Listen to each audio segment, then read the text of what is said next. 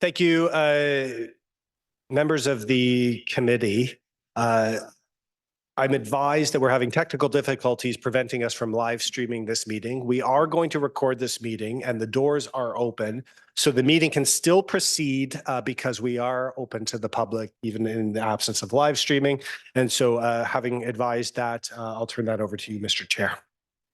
Okay, thank you very much. Good afternoon, everybody. Today is Tuesday, March the 19th, and welcome to the Capital Sustainability Steering Committee. The first item is call to order, so we'll call this meeting to order. Second item is adoption of agenda. Can I get somebody to do that, please? Councillor Davidson, all those in favor? Opposed? That carries. Thank you very much. Disclosures of pecuniary interest or the general nature thereof. Seeing nobody, thank you. So adoption of the previous minutes. We had a meeting on January the 30th. And we need those minutes to be adopted. Okay, Regional Local Councillor Chan, all those in favor? Opposed? That carries. Thank you so much. Okay, we have no delegations at this time, but we do have our scheduled business that includes an important presentation by our Director of Financial Services and Treasurer, Gigi Lee.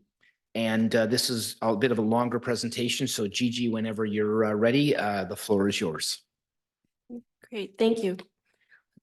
Good afternoon, Mr. Mayor and members of the committee. Welcome to the second Capital Sustainability Steering Committee of 2024.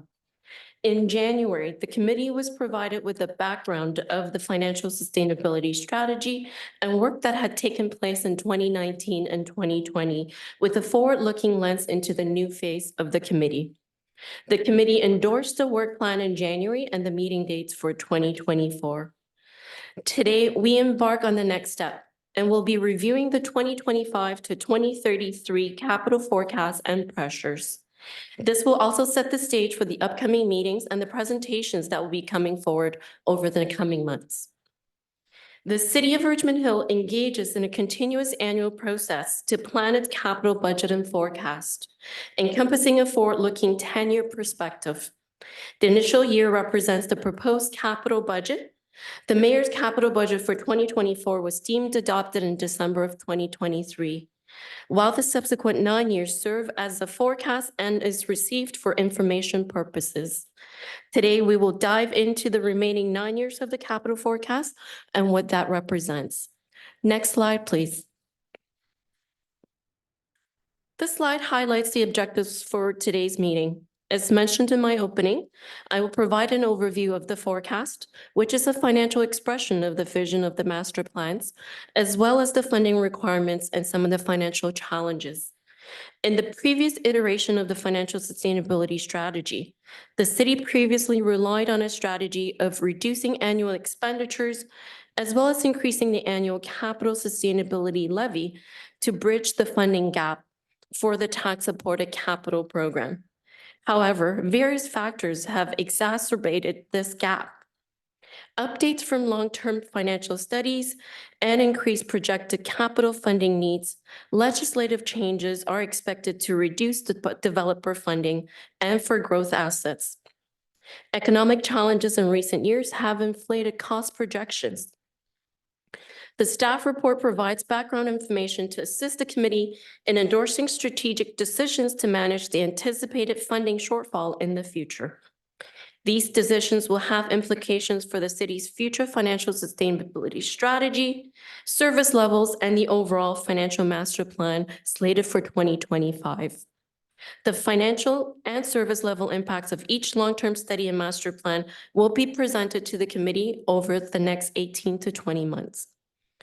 As the committee endorses new or growth assets, it's important to understand that long-term operating budget pressures will need to be reviewed in tandem with the capital budget pressures before presenting recommendations to council, as these will have future operating budget impact as well as implications to the tax rate. Next slide, please. The next few slides will provide an overview and a refresh of the city's capital investment process and what's involved. As you can see on the slide, it's a continuous annual process to plan for the capital budget and forecast, encompassing a forward-looking 10-year perspective. The cycle begins with planning of the capital program, followed by the delivery of the projects, which will then lead to the maintenance and operation of those assets in the operating budget once they're in place. The city has traditionally categorized capital into two major buckets, lumping growth, new and enhancement type projects into one, and state of good repair or repair and replacement in the other. Next slide, please. When we refer to state of good repair, it's investments in existing capital assets to maintain the current functionality, condition, and lifespan for use in delivering city services.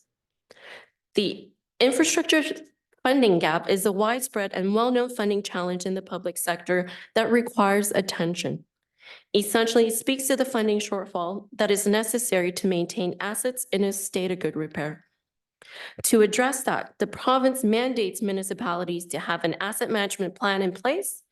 Richmond Hill completed its asset management plan in 2021, State of Infrastructure in 2023. The next phase is required by July of 2025, where municipalities are mandated to outline future proposed levels of service with respect to assets, the activities to maintain these assets and their service levels, and a funding strategy to support these strategies. Next slide, please. On this slide is the diagram that depicts the capital planning related to growth, primarily driven by growth and development identified in the official plan, and the capital needs that are required to support the corresponding growth through the various master plans. As you can see on this slide, to ensure growth is paying for growth, there are growth studies and bylaws that are done to capture the required funding for capital needs to pay for growth. Next slide, please. As presented in the 2024 budget process, in addition to the $102 million that was approved for the 2024 capital budget, the 2025 to 2033 capital forecast is nearly $1.7 billion over the next 9 years.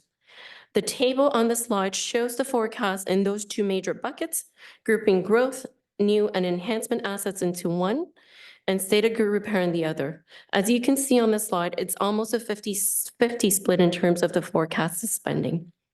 Next slide, please. This chart provides an overview of the capital forecast, showing the funding that is required versus the funding that is available. As you can see, that if all the projects identified in the forecast are to proceed as planned, the reserve funds will be depleted at the current revenue contribution and reserve fund levels. I'll speak to some of the contributing factors in the upcoming slides. What's important to take away from this slide is that in light of the funding constraints, the city will need to be certain that the capital expenditures being proposed address firmly established needs in a fiscally responsible manner and the need for prioritization. As noted on the slide and in the staff report, as part of the update of the financial sustainability strategy, the capital forecast will need to be refined to bridge that funding gap through a combination of revisiting the master plan assumptions, reimagining the master plans based on the financial constraints, and how to transform those visions into reality. Next slide, please. The role of council includes representing the public and considering the well-being and interests of the municipality, as well as developing and evaluating policies and programs, determining which services the municipality will provide and the service levels. The capital expenditures in the forecast is a financial translation of those various master plans, strategies, and financial studies that are approved to carry out that purpose. It's a culmination of the vision council has for the municipality. As you can see on this slide, there are a number of plans and studies approved in the last couple of years with price tags for each of them, and they're the major drivers of the forecast. In 2024, the strategic plan will assist in providing overall direction and prioritization for the capital forecast and the master plans. The financial studies are needed to reestablish the other side of the equation to ensure the city can provide sufficient funding for these plans and programs. Next slide, please. In addition to the master plan strategies and financial studies that are presented on the previous slide, Legislation and partnerships are also factors impacting the capital expenditures in the forecast. For example, the need to meet regulations and mandated requirements, and aligning timing of capital projects with a third party by either advancing or deferring them in order to coordinate and benefit from efficiencies or to meet grant funding eligibility. Next slide, please. This table provides the view of the capital expenditure forecast from an asset service or subservice perspective. As you can see on this table, transportation, environmental, as well as recreation and culture assets represent around 80% of the forecasted spend in the next 9 years. Next slide, please. Turning our minds to the other side of the equation, the capital funding factors are largely driven by the economy, legislative changes, as well as the pace of development. We have experienced historic high inflation over the last couple of years, reaching 8.1% in June of 2022 to 2.8% for February that was recently reported, and has impacted the purchasing power of the city. Although higher interest rates impact potential debt payments, the city remains debt-free and is benefiting from the high interest earned on investments, enhancing the reserve fund balances. A number of recent legislative changes have impacted the city's ability to collect growth-related revenues, and the pace of development coupled with these legislative changes will impact the timing of growth-related projects to meet the needs of development. Next slide, please. Reserves and reserve funds are a key component of the city's finances and provide a strong indicator of the city's financial health. They're established and approved through bylaws or provincial legislation to allow for funding flexibility, risk mitigation, and operational uncertainty to assist in providing long-term financial stability to the city. This diagram here shows how the capital forecast is funded. Essentially, revenues are collected, as you can see on the left-hand side, through tax and rate-supported reserve funds. We also have growth-related revenues through DCs, cash flow of parkland and CBCs, as well as other grants and other sources. These are deposited into the reserve or reserve fund accounts and then dispersed to pay for the capital projects that are identified in the capital budget and forecast. Next slide, please. Highlighting the funding requirements of the forecast from the capital-related reserve funds. As noted earlier, we have a forecast of $1.7 billion. This represents the appropriate funding sources, the sources that you see on this slide, to match the nature of those capital expenditures, the accounts of which the funds should be drawn from, not the funds that are necessarily available in those accounts, but essentially what they should be funded from.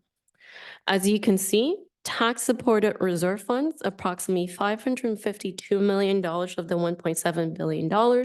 So that's approximately 33%, followed by rate-supported funding sources, approximately 19% or $320 million of the $1.7 billion. Last but not least, I'd like to highlight that development charges are at $633 million, or approximately 38% of the overall forecast. Next slide, please. Tax-supported reserve funds, as the name suggests, is funded by tax through the tax rate and the capital asset sustainability levy.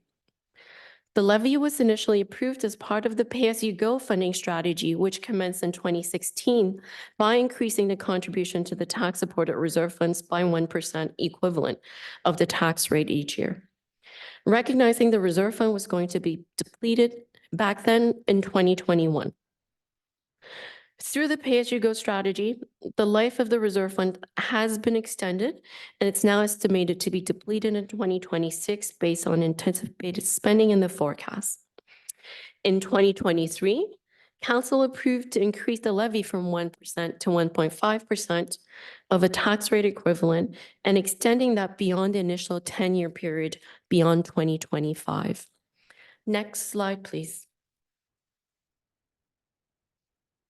This is a very busy graph, but a lot of pertinent information to explain the funding gap for tax-supported reserve funds.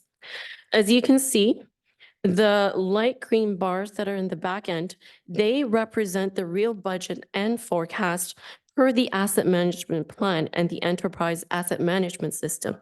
Essentially, what the information that we have on the assets and what the plan is telling us that we should be investing on to renew these assets. The horizontal green line at the very top, that is the average of the budget and forecast. So as you can see in the back, those light green bars fluctuate. So what we've done here is we've added the line to show what the average would be to smooth that out. What's in the dark green is the phase-in. So right in front of the light green bars, we're showing the darker green shades, and that is the phase-in of the tax supported program, where we're gradually increasing the annual spend to the average line. So you can see that the green bars gradually step up to reach the average line. So we're looking at incremental increases to smooth out the expenditures as well as to phase them in over time. What's in this strategy is really about managing the annual spend and to increase the contribution to gradually close the gap, which is between what we're contributing at the horizontal yellow line, which is the 1%, recently revised and approved by council, to the red dotted line. So you can see the contributions are expected to ramp up over the next 9 years to reach the average that is needed to fund for the growth program. You see that there is still a gap. But what's important to understand is we are closing the gap by making sure that we're managing the expenditures, as well as to make sure that we're incrementally increasing the contributions so that we're able to close the gap of what we call the infrastructure gap.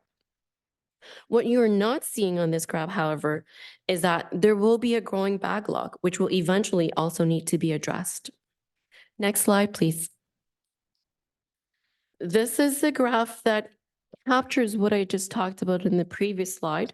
So essentially, what we're looking at is the anticipated expenditure, which are outlined in the green bars of what's required versus what is available. So as you can see, and as I noted earlier, we are anticipating, if we are to spend what's in the forecast, that we will see a deficit starting in 2026. And also note that at one point that was in 2021. So we have been able to manage through our strategy to extend and prolong that to now to 2026. Next slide, please. The rate-supported reserve funds provide for state of good repair of water, wastewater, as well as stormwater assets. The focus for this slide is for water and wastewater. However, you see a similar story as we saw in the previous slide for the tax-supported reserve funds, reflecting upcoming repairs, maintenance, and replacement of water and wastewater infrastructure. The expenditures reflect a combination of escalating costs as well as having more information about the assets we own. Legislation requires that these reserve funds be self-sufficient for long-term sustainability. Hence, there's an update on the water and wastewater financial plan that is underway and will be presented to council in June. Again, it's a strategy to maximize value to taxpayers by balancing and optimizing the capital spend and increasing the contributions that are needed to provide for these assets. Next slide, please. As I mentioned earlier, the rate-supported reserve funds also include the Water Quality Protection Reserve Fund, which is utilized to fund stormwater management initiatives. Throughout 2022 and 2023, staff provided updates on the funding gap when presenting the refined stormwater rate structure. As noted previously, this reserve fund is in dire shape, and in the 2024 operating budget, council approved a 9% rate increase as an interim measure to fund a portion of the capital needs.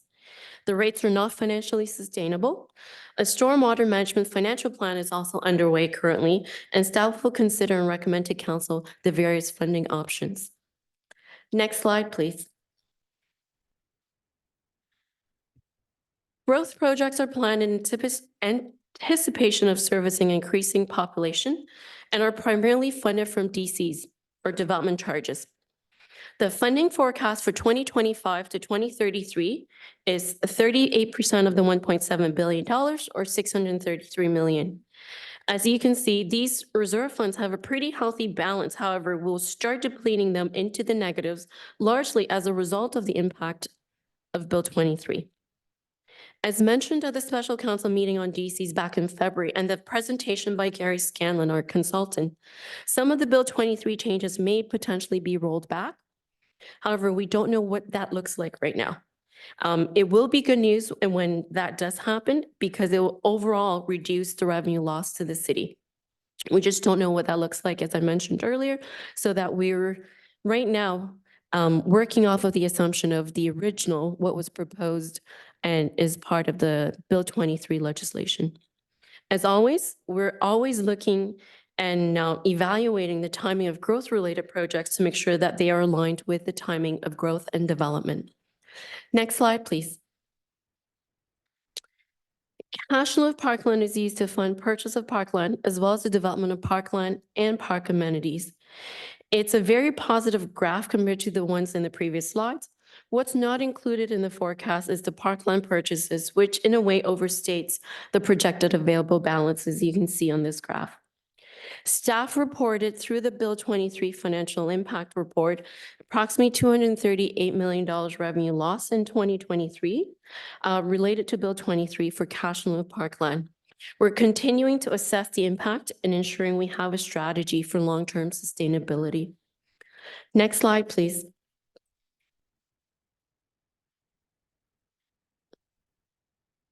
This is a slide that represents the Canada Community Building Fund, which was formerly the federal gas tax. We receive approximately $6.4 million a year, and there is a condition that that money has to be spent within the next 5 years.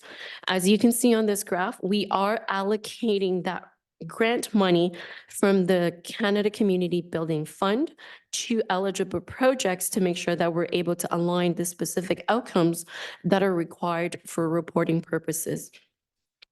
So overall, it is a good news story. This is additional funding that we get from the federal government to help offset some of the financial pressures in funding some of the eligible projects through this fund. Next slide, please. When we talk about financial sustainability strategy, it's actually three prongs. It's a three-prong approach. It is about managing the city's capital program and service levels, as well as maintaining sufficient balances in our reserve funds so that we have that financial flexibility. Last but not least, also approved back in 2019 and 2020 in an initial financial sustainability strategy is utilizing debt as a tool in the toolkit as part of the long-term financial sustainability strategy. As of right now, the city remains debt-free. However, debt, it is a tool that is available to the city to help achieve overall long-term financial sustainability strategy. As I mentioned earlier, and over time, financial sustainability requires long-term planning in a fiscally responsible manner that realizes the city's strategic plan, but also mitigating both the short-term as well as the long-term financial risk. The city will be in a fiscally sustainable position when it can offer level of service that can be accommodated, but also looking at the longer-term needs of growth and maintaining infrastructure in a state of good repair. Next slide, please. Looking ahead, what we're looking to achieve or accomplish through the financial sustainability strategy in the short term is that we are reviewing the funding requirement for the $1.7 billion that is in the capital forecast. We are looking at, in the beginning, we're estimating for 2025 a positive reserve balance of approximately $360 million. However, as you've seen in the presentation, over time that will be depleted to a deficit position if we are not managing the capital program and increasing those revenues and contributions. Again, we'll need to look at the capital forecast to make sure that we are updating the forecast to reflect the financial reality with the financial constraints, and also updating the growth assumptions and the evolving state of good repair, asset management needs depending on the desired levels of service. So staff will be presenting further details and assumptions on the various master plans in the coming meetings. And we have two objectives before summer recess. Essentially is to provide those presentations to the committee and also to formulate a 2025 capital budget strategy for presentation in June of 2024, which will ultimately lead to the update of the financial sustainability strategy in 2025. Next slide, please. This is the last slide, which essentially captures what we have planned for the 2024 committee meetings. As you can see, on April 16th, we'll be back here to present information and additional details on the parks master plans, as well as some of the other master plans on parks. And also we'll be providing an update, if any, on the DC cash live parkland and funding related to Bill 23. In May, we'll be here to talk about the Richmond Hill DDO plan, as well as the recreation and culture plan, along with some of the master plans to provide an update to the committee. In June, which we have a meeting scheduled for June 4th, that's where we're going to focus on state of good repair and the asset management plan, including tax as well as rate supported assets. We'll also be presenting for the committee's consideration and review the budget strategy, which will then inform the guidelines for 2025 capital budget formulation, and that will be presented to BCW at the end of June. And then we do have other topics that are slated for later in the fall. And Mr. Mayor, that concludes my presentation. Okay, I think I'll say thank you, although that's a lot to take in and some not so, we have our challenges ahead of us, let's put it that way.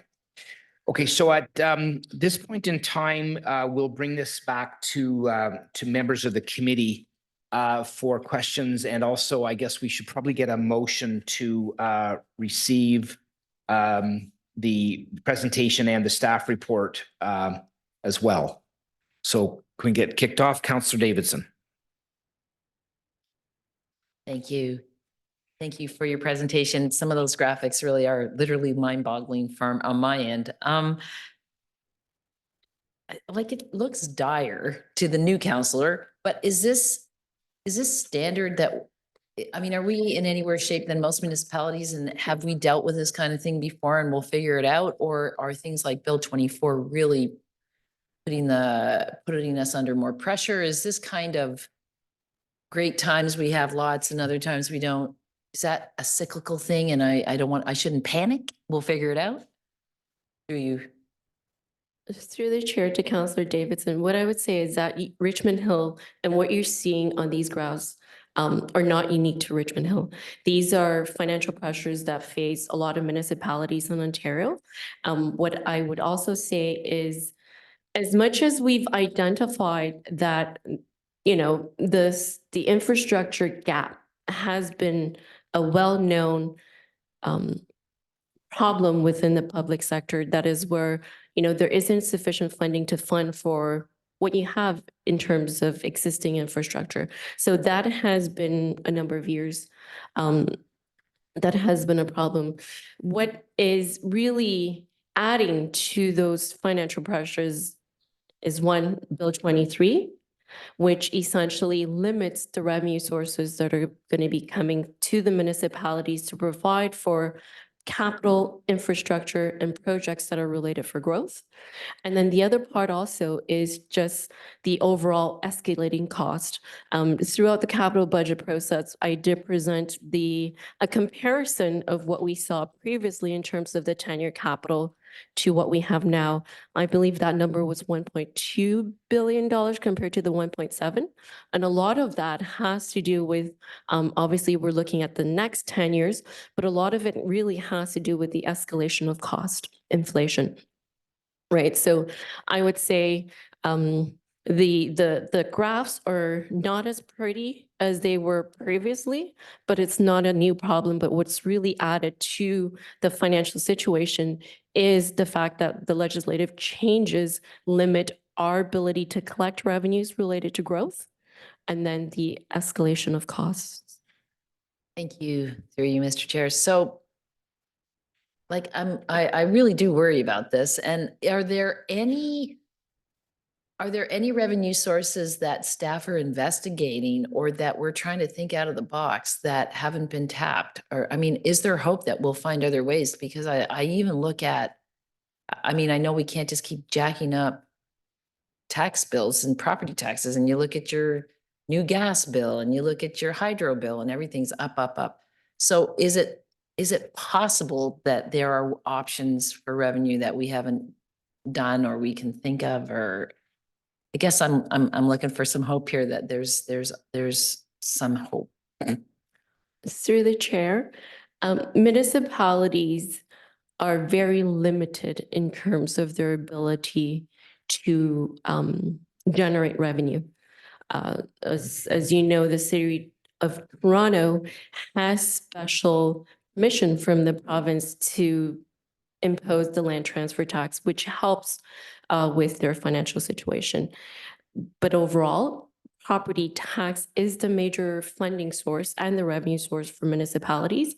What I would add also is that at the staff level, we're constantly aggressively looking for any grant opportunities that are available out there through the federal grants as well as provincial grants. So whatever is available, we're making sure that we're trying to tap in on those. But in terms of other revenue generating, we are limited, and we are also exploring what other options we have in terms of for example, a municipal accommodations tax, which is also called the MAT tax, that is imposing a tax on hotels, right? So overall, there are some flexibilities, but not a lot when it comes to the overall revenue generating opportunities for municipalities. Thank you, through you, Mr. Chair. What options are there for cost cutting? When do we for example, I'm assuming when like in my neighborhood, we're replacing sewers. So we replace the curbs and we put in sidewalks and we put in new lights. Is there, to me, that, I mean, is that the gold standard? Is there a silver standard where we don't have to do everything? What options could ever be presented to council in terms of maybe lowering the bar, doing the things we need, safe water, all the things we really need to do, but cutting costs in ways over the next few years? Is that in the works, or are people going to come to council and talk about some of those options? Through the mayor to Councillor Davidson. So that's what the future meetings are going to be about. We have the meetings that are slated for the coming months. We have those monthly meetings where staff will come and present and essentially, the master plans that have been approved, what the original assumptions were, the current status and where things are at now, as well as to provide recommendations to the committee on funding alternatives, levels of service. Perhaps those are things that we have to look at in terms of levels of service. Also looking at the timing of these projects, the scope, the scale. So that's what those meetings are going to be about. So last month's meeting, or the January meeting, was really about setting the stage. What I'm doing here today is really provide the overall overview of the forecast, and then going into the individual meetings and the presentations is where staff will then present, provide an update on the plans, what the original assumptions were, as I said, and really kind of take us to the next step. And so those are options and recommendations that will come forward in the next meeting and the ones after. I look forward to it. Thank you very much. Okay, you'll move the receipt. Okay, thank you. Councillor Silovitz and then Councillor DePaulo. Thank you, Mr. Mayor. Thank you very much to Ms. Lee and her staff for that presentation and for all the work done in order to present it to us. I just have two questions through you, Mr. Mayor, to Ms. Lee. The first question is very similar to Councillor Davidson's, just flatlined. How do we not panic? And secondly, the money that we are supposedly going to get from the province at some point for our housing starts. We were denied it this year, but we don't know what's going to happen next year. Was that money supposed to go to these reserve funds, or was that money sort of earmarked for something else? Would that money come to assist us in planning for the future where this is concerned? Thank you, Mr. Mayor. Leslie? Through the chair to Councillor Slavitz. So those grant monies are essentially to enable housing, right? So those are housing and enabling, and that money is supposed to go towards infrastructure that is to enable future housing and development. So not necessarily money that will go into our reserves, but perhaps if we had those monies, it would help alleviate some of the pressures because that would provide an alternative funding source to the projects that we're now funding from our own reserve funds. In terms of not panicking, I think the key to that is exercise. Thank you. Thank you, Mr. Mayor. Thank you, Ms. Lee. I appreciate that. I'm panicking. Sorry. I can't say anything other than that. But we have to look at this steadily, and we have to make sure that we are always doing the right thing, which is what we do, thanks to our treasurer who guides us so well. Thank you very much, Mr. Mayor. Okay, thank you. Regional Councillor DiPaolo. No, thank you, Mr. Mayor. I hope to put things a little bit into perspective. I support the receipt of this presentation. I really want to thank our treasurer and her team for putting this together, for displaying it in a way that we can all understand and the public can appreciate what our future looks like and the prospect looks like. Mr. Mayor, I don't think there is need for panic, and I don't think we need an exorcism either. I only say that because this is a problem faced by every single municipality in Ontario, and then the problem is caused by the global recession factors that are out there too. So what this projection is showing is for maintaining the capital assets that we have today and providing over the next 10 years what we would normally provide. And it just shows that there's a breakdown or shortfalls. We're not going to be able to provide capital projects the way we have been in the past. I mean, that municipal financial situations are different and problematic compared to any time in the past. And, in answer to Councillor Davidson's question, is this normal? No, our treasurers don't come and fearmonger us on a yearly basis. This is not something that I've ever seen before.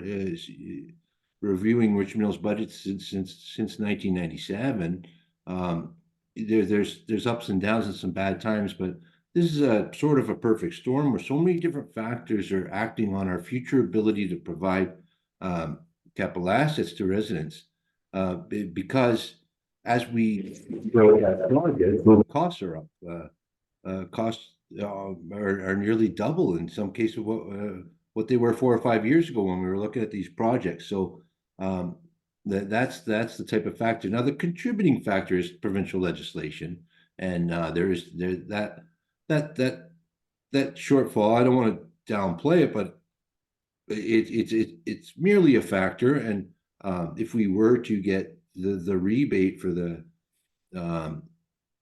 discounts that the province is giving to the development community, that would be extremely helpful. I think we're in an unfair situation where that the measurement is nothing to do with what we're approving here. I think I set it up at the region. It's really ironic because Richmond Hill is contemplating an official plan that is the most aggressive growth plan in North America. No one on the continent is going to put more homes in the next 15 years, or by a percentage of the municipality growth in the next 15 years, 15 to 20 years, say, the scope of our official plan but it's unlikely in the next 10 years that we achieve those targets, or we're going to fall short. Unless we change what we're doing, but not getting that money. It's not a complete dire straits situation, because one would have to assume that at some point the province is going to change the parameters to the benefit of municipalities, because property tax payers just can't continue to foot the bill for these typical services. And unless the province, if nothing does change at the provincial level, then home ownership is going to be even more unaffordable, because property tax rates will have to skyrocket if we're going to continue to provide the services we have in the past. So services has to change. This is or the way municipalities are funded has to change. One or the other, but that's why we're here. That's the purpose of this committee, to analyze our situation in light of all these different factors and decide on a way forward, and guide our staff on what the priorities are. If major cuts have to be made, where do we feel the public could most absorb changes or cuts, or what would the public want to do? If this situation doesn't change, but I think it might, and it's not going to be Richmond Hill. That's bankrupt first. That's for sure. You're seeing all the other municipalities. They are going to be in dire straits far sooner than we are, and I can only hope that something will happen before that day comes. Thanks, Mr. Mayor. Okay, thank you so much. Regional Local Councillor Chan. Thank you very much, Mr. Mayor, and special thanks to Treasurer Director Lee and your team. It's certainly very helpful to have the presentation, particularly graphics, the different color shading and so on. And I concur with my colleagues who spoke before me. We're really talking about showing what the realities are. And I try to think about there are things that we have control of, but I'm not going to touch on too much on the things we don't have control of. I mean, what if, right? April 16, the federal budget say, oh, all the goodies you're asking for, doubling the Canada Community Building Fund will be here. I'm not having that wish. I mean, that's a wish, but I'm not quite sure that would pan out.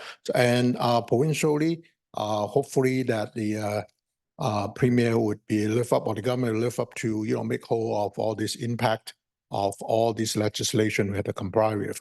So I'm trying to focus on what we have control of. And certainly looking at, it's not really easy for me to say that word, review the scope of the capital projects we might plan out for the next while, and service level, things of that nature. And one aspect I think is about, it seems to be sometimes it's talking about extending, right? It's kind of related to scope, extending the timeline, whereas 5-year project become a 7-year, 8-year project that may help lessen to the extent we have control of about our ability to pay on the capital funds that we have, anticipating not to have impact or significant impact on the tax related and tax supported or rate supported and tax supported aspects. But I do have to say, within the control that we have, I am concerned, and certainly that's why we have this committee to look at how we deal with it, is that when I'm seeing that as soon as maybe come June this year, that the initial capital funding for 2025, I see that in the staff report saying we might have to realistically, unless there's something happening later this March, provincial budget and federal budget in April, we have surprises. Otherwise, you have to reduce. So we are already on that path, if I'm correct. Is that Is that right? Through you, Mr. Chair, because on page 11, on the report in the lower end, you're talking about the budget we're having now this year will not be sustainable 2025 budget. So I'm just trying to get a sense that it appears to me, based on what I'm reading and presentation, that the figures are, not great, so to speak, but not that of our own doing for a number of parts, right? Is that what we'll be looking at down the line in June? That in fact, the capital budget itself for 2025 would come in lower than what was anticipated or estimated early on this year, last year. Through you, Mr. Chair. Through the mayor to Deputy Mayor Chan, and I think that would be a safe assumption, because what we typically do is we provide the capital budget as well as the 9-year forecast, right? So by the time we come in June, and by the time we start working on the 2025 budget, assumptions might have changed. We talked about, realigning the timing of growth-related projects to the timing of growth. So things will get shifted out, or there may be projects that are coming in. But when you look at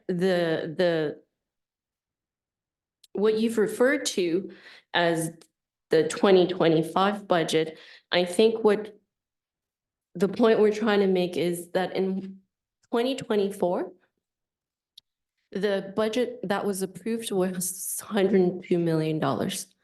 And that was, I would say, one of the highest capital budget level that's been approved over the last 10, 15 years or so, if not the highest.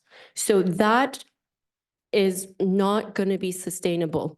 Like even in the $102 million, we already looked at managing. So you may recall that we did have some capping for tax-supported related reserve funds through 2024, as well as for growth-related assets and capital projects.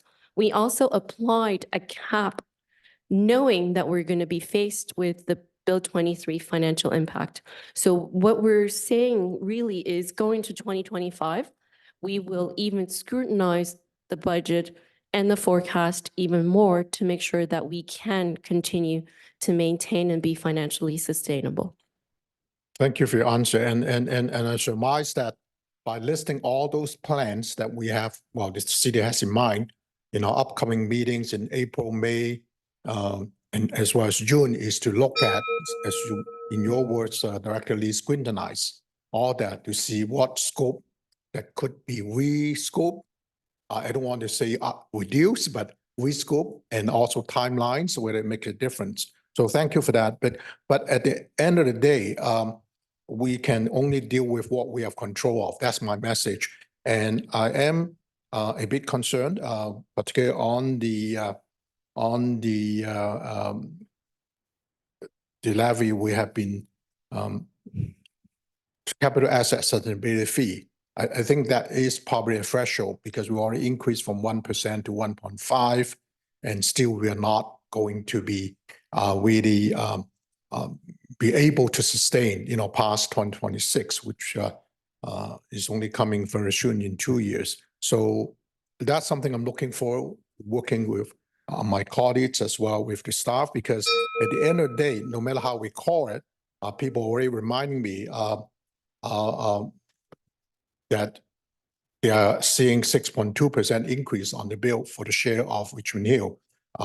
You can call it what it is, but that's what the total people are talking. To the extent we can contain or even reduce it, that's personally my goal, and I'm sure my city colleagues, council colleagues like to. So I look forward to future, but really, there seems to be only so limited room that we can do. Thank you, Mr. Mayor. Thank you so much. Okay, anybody else? Okay, Councillor Thompson, go ahead. Thank you for recognizing me through the chair.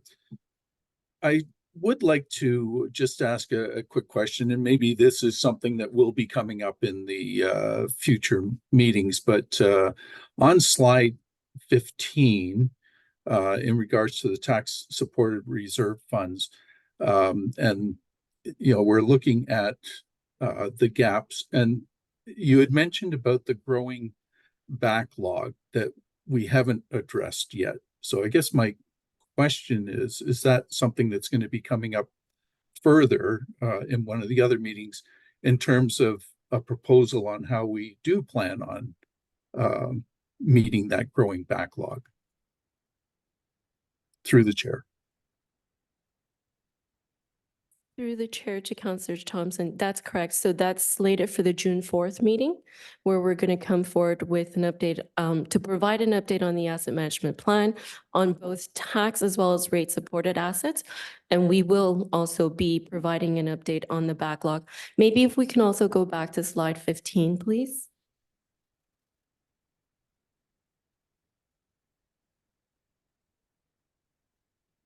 So Councillor Thompson, as you've alluded to, so essentially, if we are to, let's say, start looking at the darker shade of green as our annual capital budget, we're going to see a gap, right? So in 2025, the phase-in will be at $35.3 million versus what the asset management plan or EAM suggests the investment should be for that year, which is 63.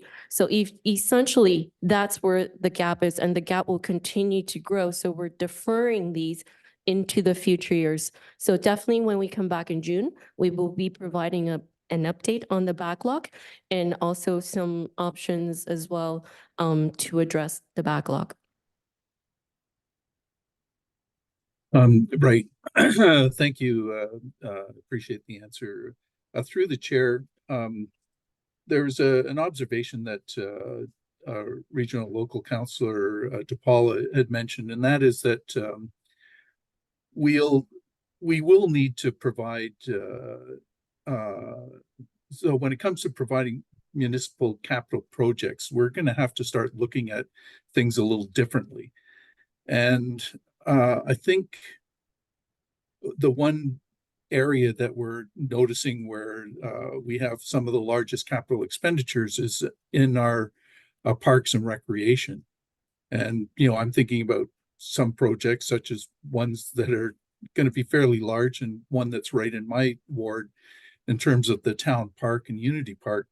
I'm just, and I think specifically about the town park because it does have that we're going to upgrade that ball diamond to a official size ball diamond.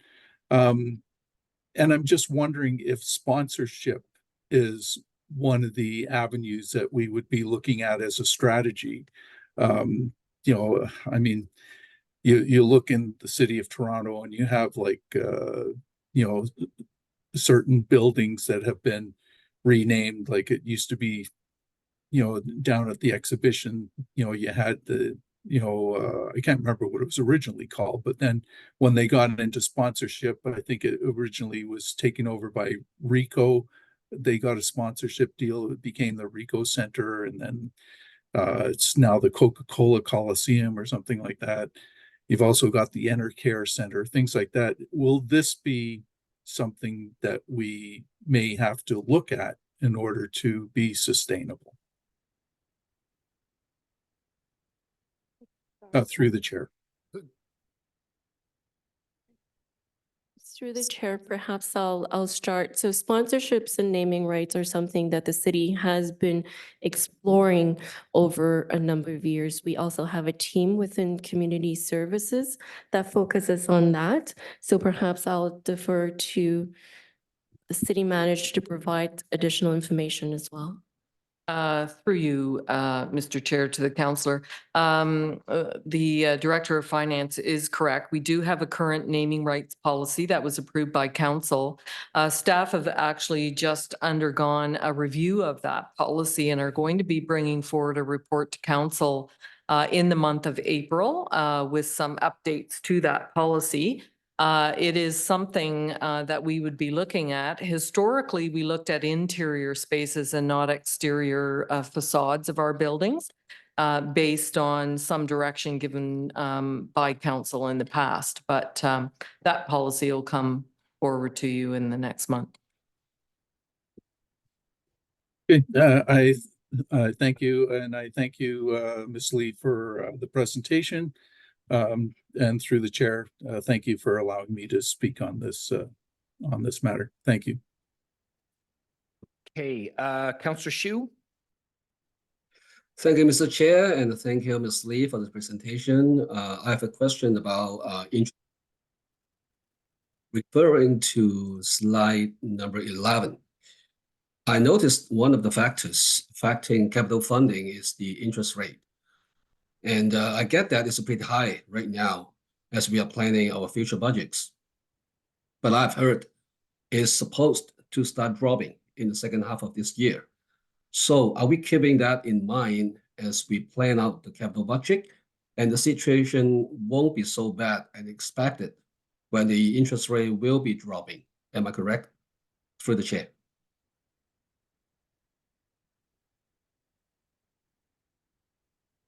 Through the chair to the counselor. So essentially what we have right now is a very high interest rate environment, and we have been able to benefit on the investments that we have. Using the higher interest rates, we're able to generate higher investment income, which benefits our operating budget as well as our capital budget. In terms of the interest rates are coming in, the investment income that is going into the operating budget, and the investment income that is going into the reserve funds. So we are anticipating that interest rate will start lowering in the second half of this year as well into 2025 as well. So what we have done in the forecast is that we have applied a reasonable approach in estimating what that investment income will be. So I wouldn't say that it's that we have overestimated. So we have a reasonable interest rate assumption that we have so that we're able to carry and estimate our balances into the future based on the change in investment and the interest rates that are expected to drop over the next little while. Okay, but we don't have understand it now because there's no forecast or prediction about how much the interest rate will be dropping. So we are just using the standard right now. And am I correct through the chair? It's through the chair. So there isn't a standard per se, but through our internal analysis as well as, you know, some of the analysis that are being done, we have estimates. So we are applying those estimates, even though it's not a standard. We are forecasting perhaps, you know, the first interest rate reduction will be in the second half of this year, and that we would expect either 2 or 3 more in 2025. So those are assumptions that we've applied in estimating and calculating what our investment income would be over the next little while. So in doing the capital budget and forecast, we apply assumptions on the revenues as well, including investment income. So we apply those methodologies and we make sure that we are including a reasonable estimate going into the future so that we're able to make sure when you see that we're saying, you know, we'll be in a deficit versus a surplus, that we are applying the same assumptions that we have on the expenditure side as well. See, understood. My next question is referring to slide number 7.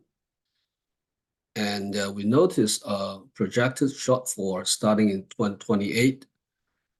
And reviewing the expenditure breakdown on slide number 10, and we observe significant increase in certain items, such as transportation almost doubling, recreation and cultural, as well as protection fire services doubling, and the administration even more than tripling in 2028.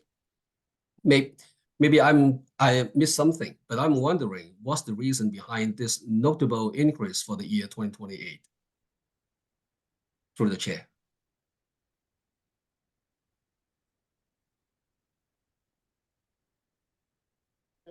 Through the chair to Councillor Shi, so there are a number of significant projects that are taking place in 2028.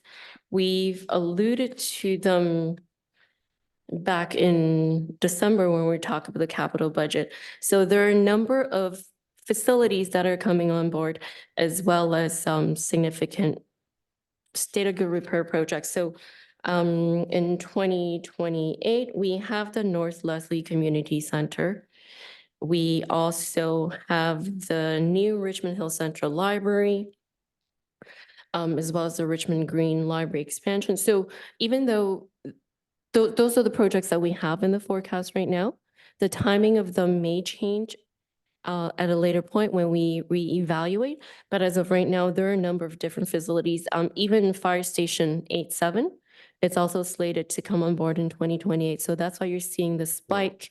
And that is the reason why, in the graph that you noted on slide 7 earlier, that it is because of such a significant spend in 2028 that we will start seeing the reserve funds being depleted after that.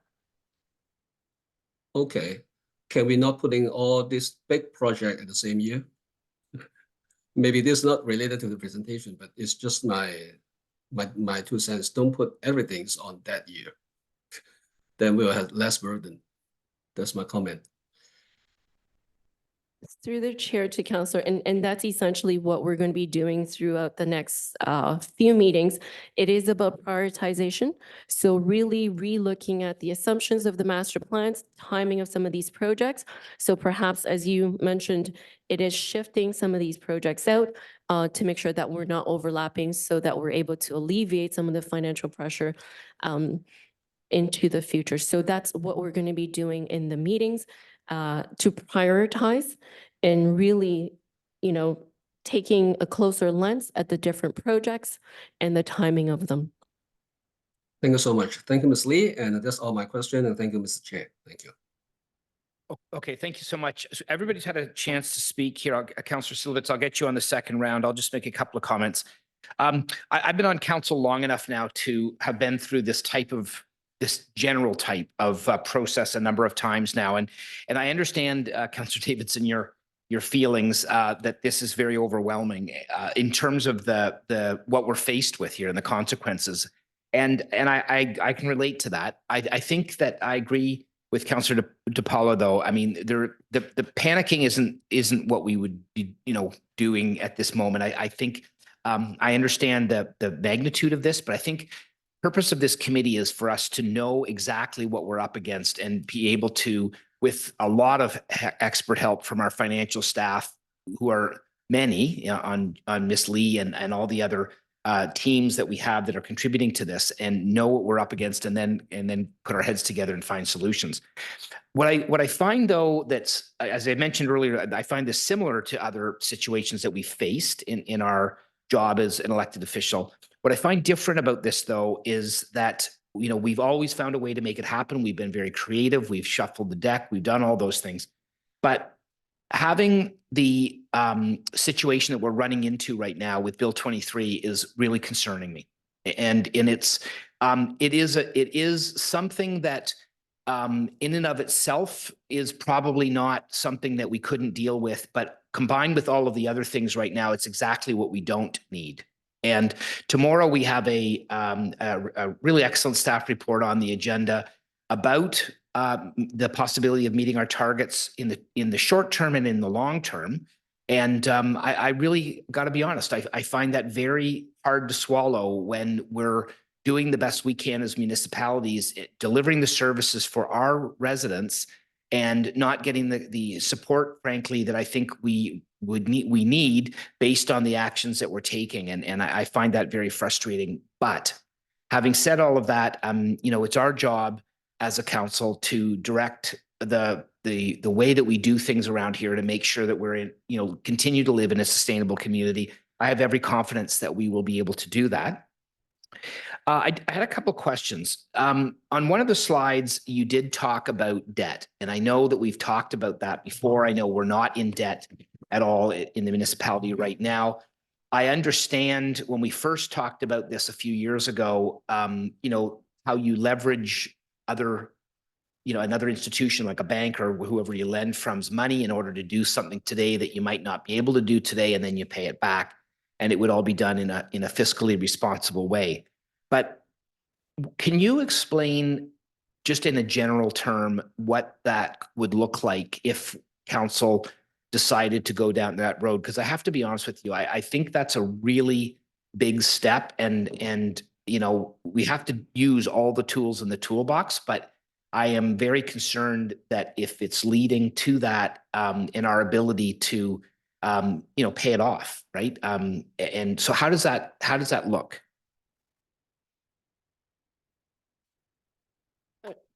To the mayor, so I think I could use a household analogy, right? So it's almost like purchasing your house upfront with cash versus a 25-year mortgage. So what we're looking at in terms of debt really is making sure that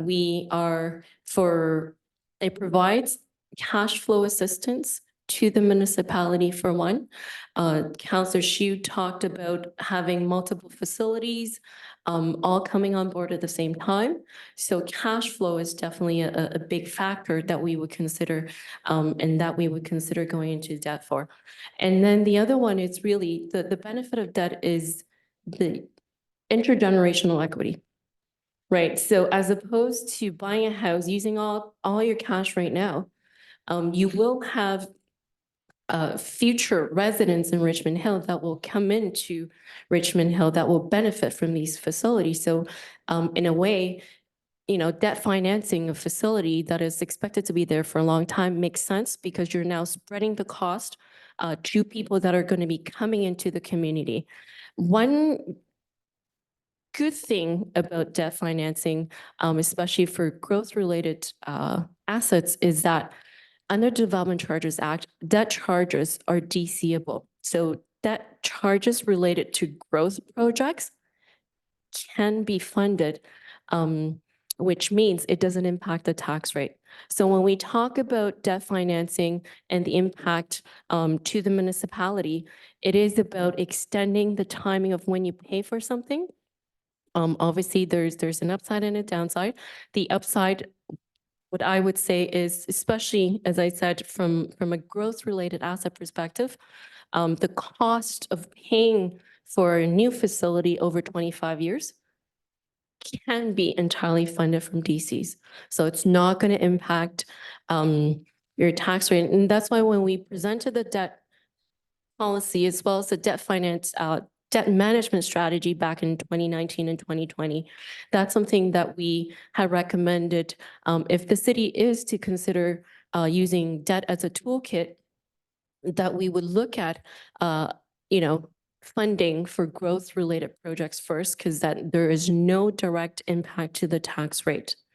The other side of it is obviously for non-growth related. So let's say for state of grid repair project or a new project that is not funded by DCs, if we are to consider using debt for that, there would be a tax rate implication. So essentially within your operating budget, you will now have a line that speaks to your debt charges and your debt financing.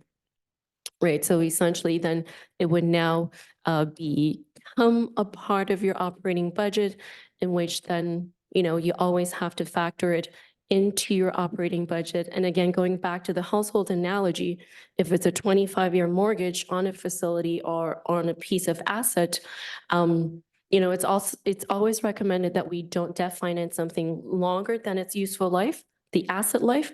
But essentially, if we are debt financing for a piece of infrastructure over 25 years, that stays in your operating budget for 25 years, that you'll have to pay for it year after year, to service that debt.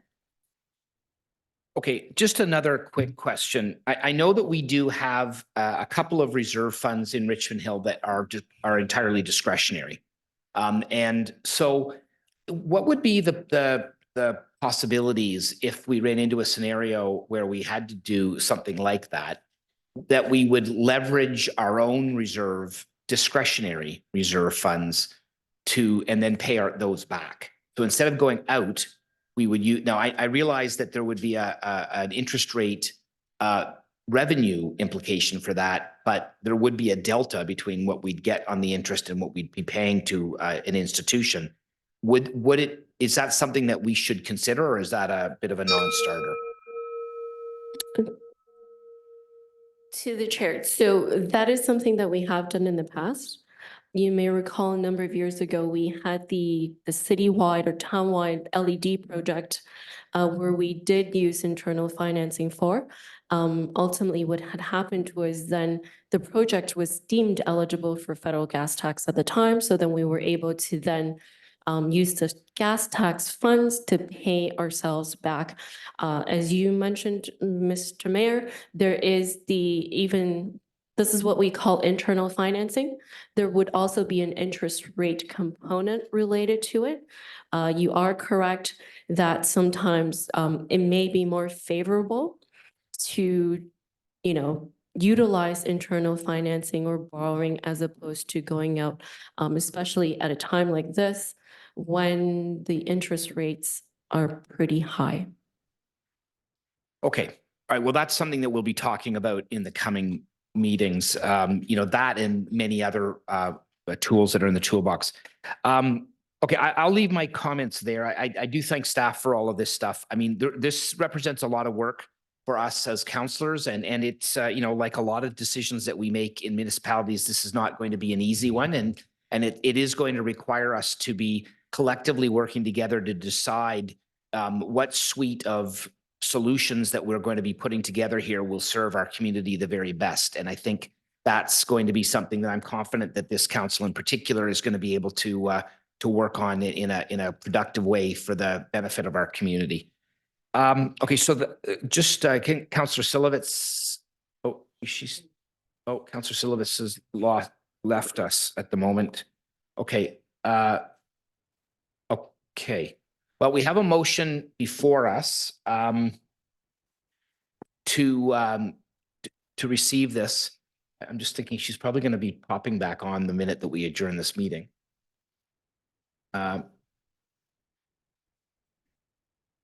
Yeah, okay. All right, well, let's call the vote on that then. All those in favor of that, the motion before us? Opposed? Okay, that carries unanimously. And then last but not least, a motion to adjourn. Regional Local Councillor Chan, all those in favor? Opposed? That carries unanimously. Okay, thank you very much, Ms. Lee, and we will go from there. Thanks a lot.